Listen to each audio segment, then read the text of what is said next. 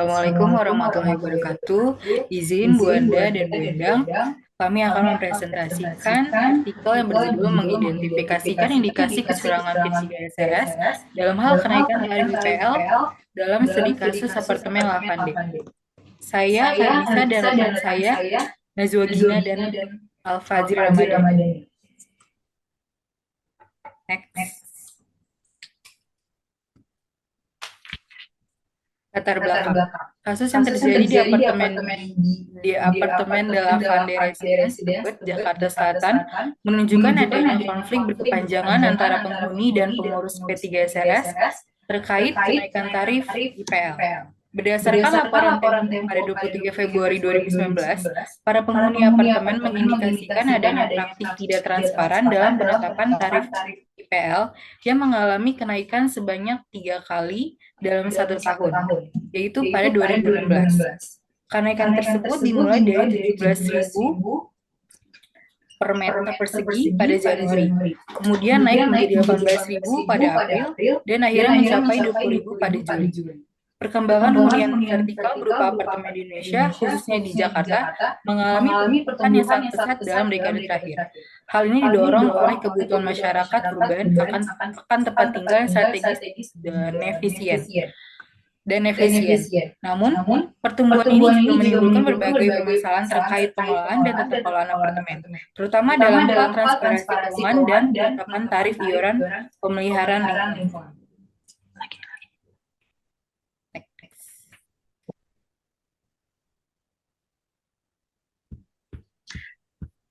Untuk rumusan masalahnya, yang pertama, bagaimana indikasi kecurangan P3SRS dapat diidentifikasi melalui pola kenaikan tarif IPL di apartemen Lavande.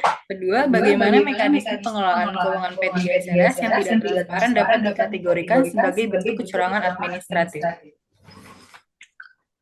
Yang selanjutnya, pembahasan dalam kurun waktu 6 bulan pada tahun 2016, tarif IPL mengalami kenaikan sebanyak 3 kali dengan presentasi kenaikan yang signifikan. Kenaikan dari 17.000 menjadi 18.000 sebesar 5,88% pada April, kemudian naik lagi menjadi 20.000, kenaikan sebesar 11,11% pada Juli menunjukkan ketidakstabilan dalam perencanaan anggaran. Pola kenaikan yang buruan dalam waktu singkat ini mengindikasikan adanya perencanaan keuangan yang buruk atau sengaja dirancang untuk mengambil keuntungan berlebihan dari penghuni. Penetapan kenaikan IPL secara sepihak tanpa adanya transparansi merupakan hal yang bertentangan dengan peraturan perundang-undangan yang berlaku, khususnya Pasal 78 Ayat 4 PP 13 2021 yang mengatur bahwa biaya pengelolaan wajib dikelola dengan tertib, efektif, efisien, transparan, dan tanggung jawab. Ketidaktransparan informasi ini berpotensi menutupi praktik pelanggaran atau penggunaan dana untuk kepentingan pribadi pengurus.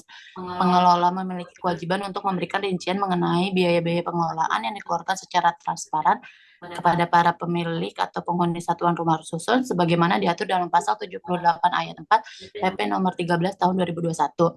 Praktik penyembunyian informasi keuangan di apartemen Lavande ini menunjukkan karakteristik yang sistematis dan terstruktur.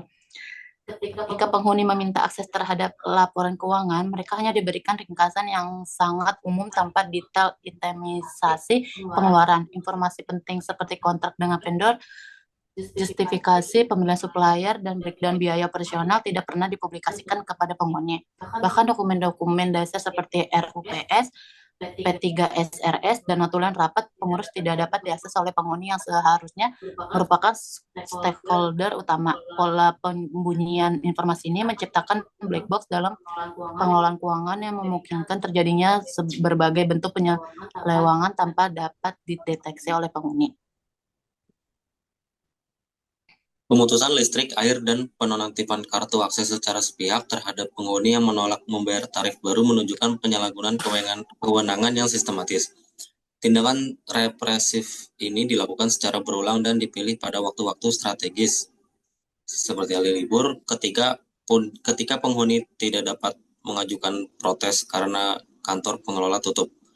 Pola tindakan ini mengindikasi adanya rencana terstruktur untuk memaksa penghuni menerima kebijakan tanpa memberikan ruang untuk negosiasi atau klarifikasi. yang merupakan karakteristik dari praktik kecurangan berbasis intimidasi. Tindakan seperti pemutusan aliran listrik dan air dapat memenuhi unsur-unsur perbuatan melawan hukum, khususnya karena bertentangan dengan hak-hak penghuni apartemen. Praktik memaksa penghuni menandatangani perjanjian untuk membayar tarif IPL sesuai penetapan P3SRS serta membayar tunggakan selisih tarif menunjukkan upaya legitimasi terhadap praktik kecurangan. Kontrak yang ditandatangani di bawah tangan secara hukum dapat dibatalkan karena tidak memenuhi syarat kesepakatan yang bebas.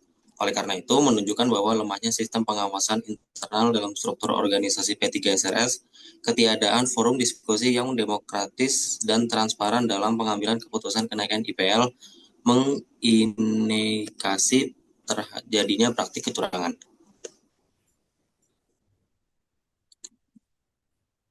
Selanjutnya, praktik kecurangan yang terjadi tidak hanya berdampak finansial, tetapi juga mengganggu kehidupan sehari-hari penghuni.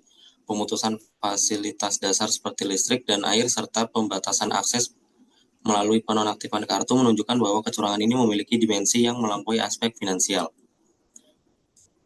Para pemilik dan penghuni apartemen yang mengalami kerugian akibat praktik kecurangan P3SRS dapat menempuh beberapa upaya hukum. A. Penyelesaian melalui musyawarah mufakat sesuai dengan pasal 105 ayat 1 UU Rumah Susun. B. Penyelesaian sengketa di luar pengadilan melalui arbitrase, konsultasi, negosiasi, mediasi, konsiliasi, dan atau penilaian ahli. C. Gugatan perdata ke pengadilan dengan dasar perbuatan melawan hukum untuk meminta ganti kerugian material dan immaterial.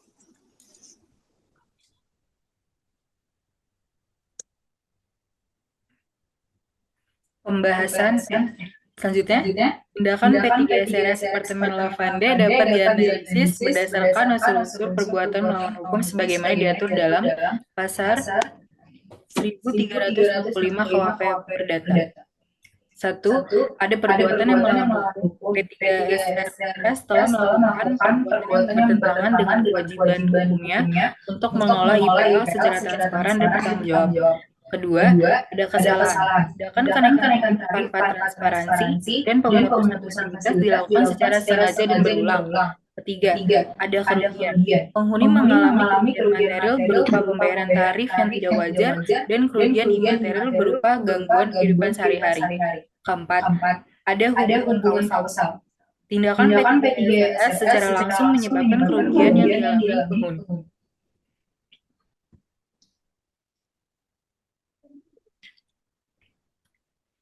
Selanjutnya, kesimpulan. Kasus apartemen Lavande menunjukkan adanya berbagai indikasi kecurangan yang dilakukan oleh P3SRS dalam penetapan tarif IPL, seperti kenaikan tarif yang tidak wajar, kurangnya transparansi informasi keuangan, justifikasi yang tidak seimbang, tindakan represif, pemaksaan kontrak, lemahnya pengawasan internal, komunikasi yang tidak responsif, serta dampak negatif yang meluas terhadap kehidupan penghuni. Praktik-praktik ini tidak hanya merugikan secara finansial, tetapi juga bertentangan dengan prinsip-prinsip good governance dan melanggar hak-hak dasar penghuni. Mengacu pada kerangka hukum dari Gunawan tahun 2024, tindakan tersebut dapat dikategorikan sebagai perbuatan melawan hukum yang memberikan dasar bagi penghuni untuk menuntut ganti rugi melalui mekanisme penyelesaian sengketa. Oleh karena itu, diperlukan reformasi struktural dalam tata kelola P3SRS serta penguatan mekanisme pengawasan guna mencegah terulangnya kasus serupa.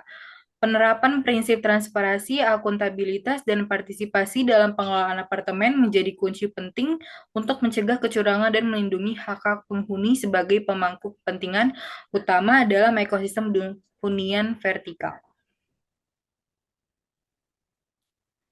Terima kasih. Wassalamualaikum warahmatullahi wabarakatuh.